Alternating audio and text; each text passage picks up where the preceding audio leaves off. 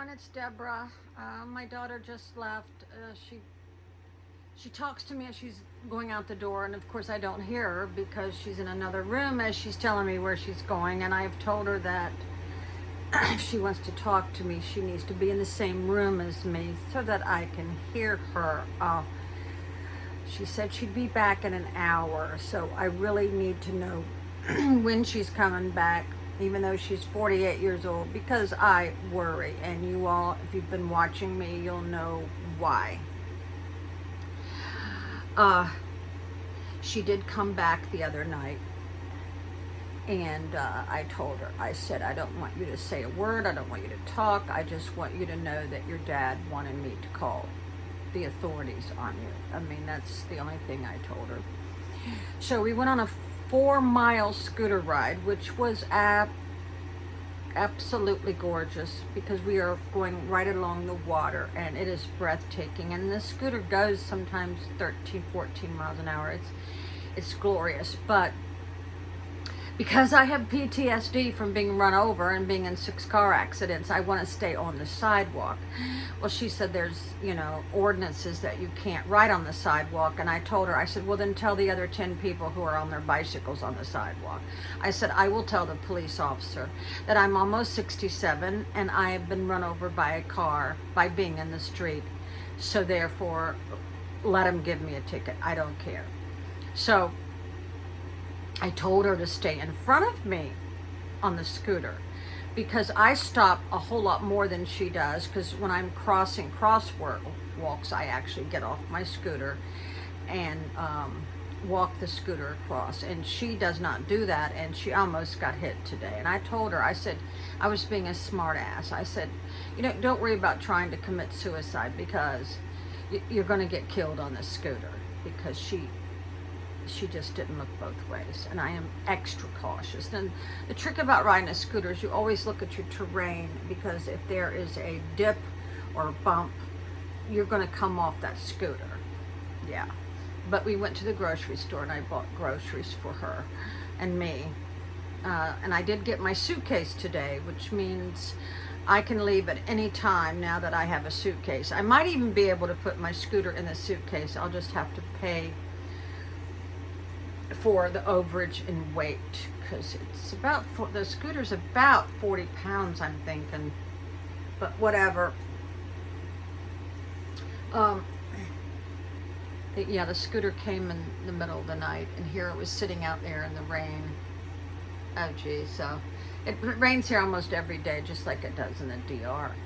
So I am seriously considering renting a place in the DR as soon as I get back and inspect my car and get the tags and move some stuff around. They're really considering staying in the DR for about 3 months, because call me selfish or whatever, but I've been far from selfish. I realize that you can't help certain people who don't want to help themselves. Just that old saying, you could lead them to water, but that doesn't mean they're going to drink it. And my God, she's almost a half a century old. There's not much I can do. She has to put on her big girl panties. Everything that she's going through, almost everything, is the same thing I went through when I left my 40-year marriage. You have to learn that self-care is your priority, not moaning or wishing that your relationship hadn't ended. Well, her boyfriend is incarcerated. There's nothing she can do about that. And I already told her a year ago, I said, if you're in a relationship with someone who's an alcoholic, it's already doomed. And they don't have AA inside the facility, which I don't understand. When I was a deputy sheriff, we had pastors that came in and AA groups constantly. I don't know why they don't offer it here in Key West. He's got very long criminal record for getting into fights unprovoked, and I don't want to say any more about that, but it's time for me to get ready to leave because there's nothing more I can do. She has to make some very hard decisions, and me being here, I'm just enabling her, just prolonging whatever she needs to do. So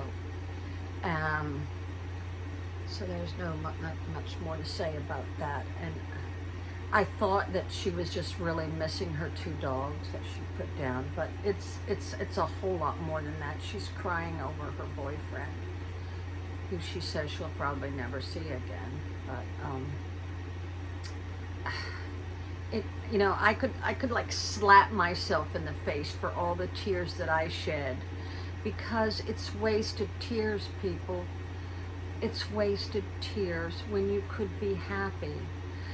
You've got to learn to be happy by yourself without a partner. And I've already gone through the trauma. Been by myself now almost 15 years. And I realized just how much of my life before was spent being angry, mad, and sad, and very ill. If you're in a relationship where you can't relax around that person and you can't be yourself, and if you're looking at other couples and you see how the guy is treating, the girl, and your relationship is nothing like that, honey, it's time to move on. It really is. So, she's very critical, extremely critical. Everything I do is not right for her. The way I ride the scooter, the way I do anything, and I can't stand to be around that negativity, because I am used to being around positive role models, and someone who's constantly jabbing at you, picking at you, it can do something to you. So it's my best interest to get ready to leave, and so that's what I have to do. But I do enjoy riding the scooter so much that I'm going to try to sneak it in my luggage and get it out of here, because I paid $600 for it, because I would have already spent that much on Ubering and a rental car. So why not have something to show for it, right? And Key West has got the best sidewalks and parks and golf clubs and stuff like that. But you don't come to Key West to sit on the beach. That's not good, because their beaches is it's very small. I haven't even seen it. I think I went to it once in 2009, but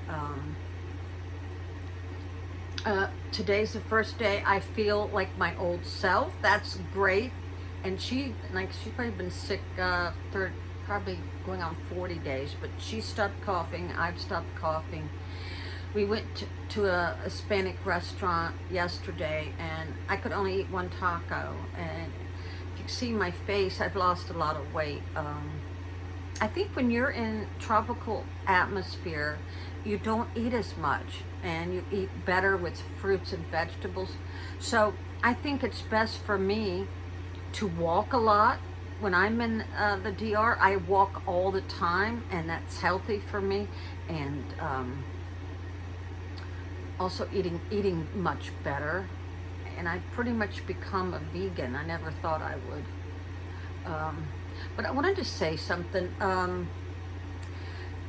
I think one of the biggest reasons why my marriage dissolved is because when I started setting boundaries and morals, that's when my ex couldn't deal with that, because I had repercussions if you violated those boundaries. But when when they know they can't control you anymore, then that's when they control all your friends around you. They can think that that's what they'll do. If they can't control you, they're going to control how others feel about you, you know, and that's true. But so her dad is just like totally given up, and so thank every one of you all for praying, and at least we're sleeping better. I can sleep through the night without blowing my nose 100 times. Oh my God. But I got a first time in, I guess, 16 days. Yeah, I guess about 15 days that I actually got some sun on me, and it makes me feel good. So thanks everyone. Bye. Go hug a loved one.